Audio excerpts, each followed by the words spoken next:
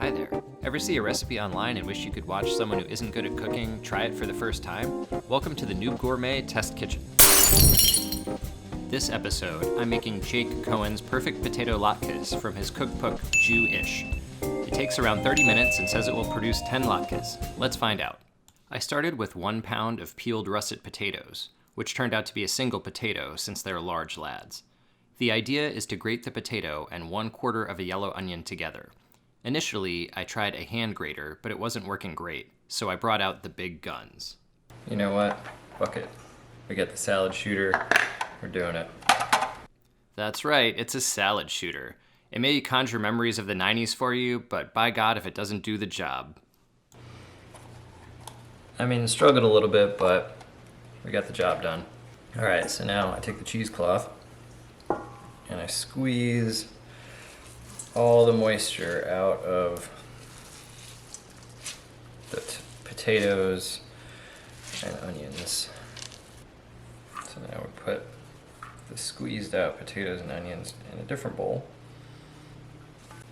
And I'm going to take some matzah, put it in my spice grinder. We're going to make some matzah meal.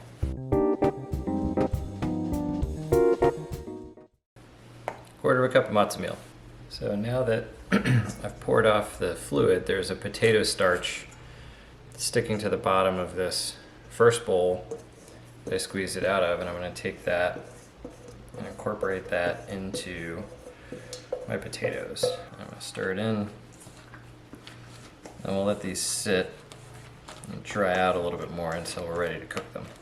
Okay, so we've got our latkes almost ready to go into the pan, so we're going to take 2 eggs. We're going to try to take 2 eggs.